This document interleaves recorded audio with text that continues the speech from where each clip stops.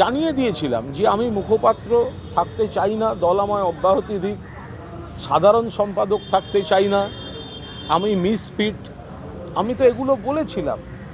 কিন্তু তারপরেও দল যা যা দায়িত্ব আমায় দিয়েছেন আপনারা সবাই সাক্ষী, তৃণমূল কংগ্রেসের একজন সৈনিক বা কর্মী হিসাবে আমি সেগুলো পালন করেছি। তো ফলে কোনো কুইজ মাস্টার যদি লেখেন যে তাকে রিমুভ করা হলো, তাকে তো আমি কুইজে জিজ্ঞাসা করব, আমি তো কুইজ মাস্টারকে জিজ্ঞেস করব যে আপনি কি জানেন আমি কত তারিখে নিজে রিলিজ চেয়েছিলাম। আমি কুইজ মাস্টারকে জিজ্ঞেস করব যে আপনি কি জানেন যে আমি এই দুটো পদ থেকে নিজে অব্যাহতি চেয়েছি।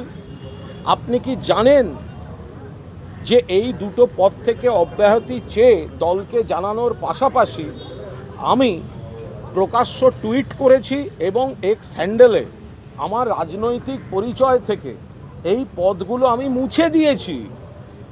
তারপরে কি করে কুইজ মাস্টার এরম প্রেস রিলিজ দেন আমি তো বুঝতে পারবো না। যারাই এই সিদ্ধান্ত নিয়েছেন তারা মহান ব্যক্তি, মহানুভব, ঈশ্বর তাদের মঙ্গল করুন। আমি তৃণমূল কংগ্রেসের একজন সাধারণ কর্মী, সাধারণ সৈনিক। আমি তৃণমূল কংগ্রেসের একজন সাধারণ সৈনিক, সাধারণ কর্মী থেকে যাওয়ারই চেষ্টা করব।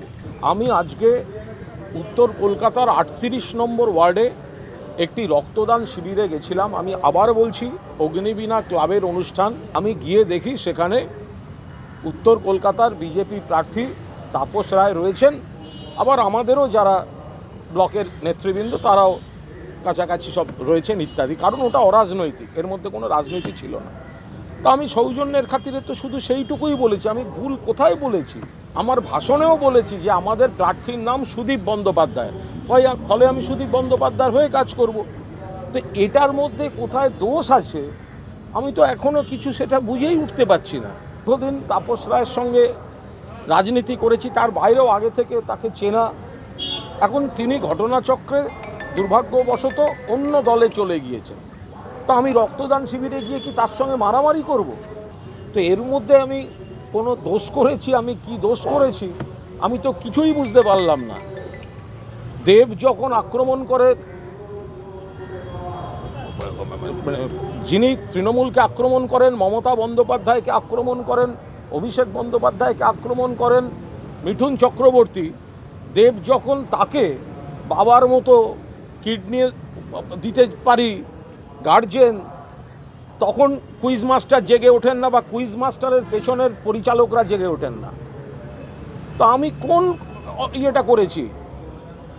সারা বাংলার তৃণমূল কংগ্রেস কর্মীরা সাক্ষী যে আমি সারা বাংলায় যেখানে দল দায়িত্ব দিচ্ছে, বিজেপি, সিপিএম, কংগ্রেস, আমার থেকে বোধহয় আক্রমণাত্মক এবং কটু কথা আর কে কে বলেন সে আপনারাই বলতে পারবেন।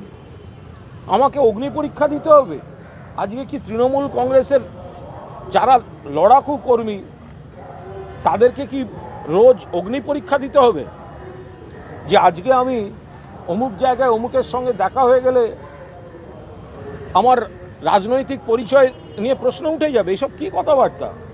এ হয় নাকি কখনো? থেকে আমি কৃতজ্ঞ সারা বাংলার তৃণমূল কংগ্রেসের নেতাকর্মীদের কাছে।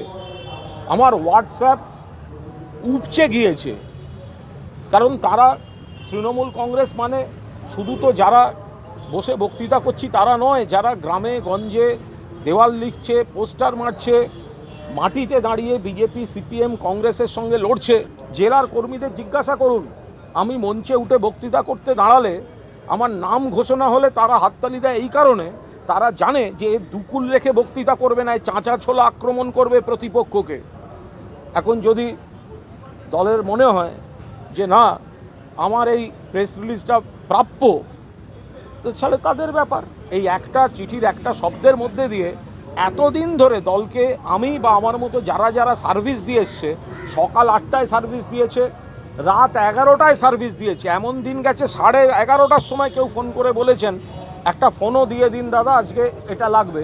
আমি তো সঙ্গে সঙ্গে সেগুলো করেছি।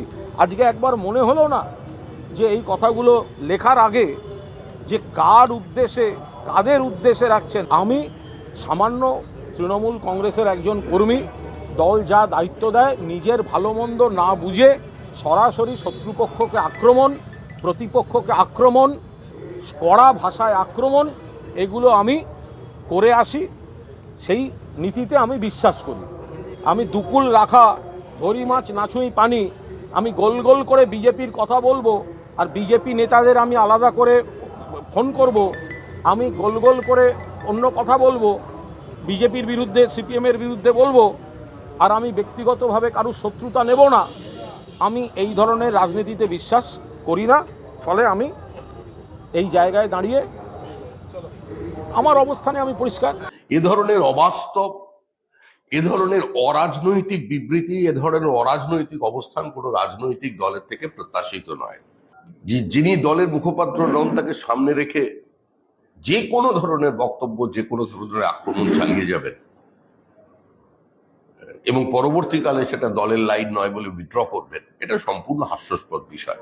2 মাস 10 দিন জেল খাটছে ছেলেটা, আর প্রতিদিন বাড়িতে বসে খ্যাঁক খ্যাঁক করে হেসে সুদীপ ব্যানার্জি মজা নিত, আনন্দ উপভোগ করত এই কুণাল যখন জেলে ছিল।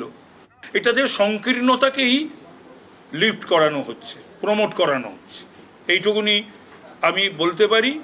এবং ঘটনা হলো আবার কান্নাকাটি করেছে, যেভাবে আমি প্রেসিডেন্ট হওয়ার পর কান্নাকাটি করেছিল, করে প্রেসিডেন্ট পদটা ফিরে পেয়েছিল, এবারও বোধহয় নিশ্চয়ই মমতা ব্যানার্জির কাছে কান্নাকাটি করেছে, মেসেজ করেছে।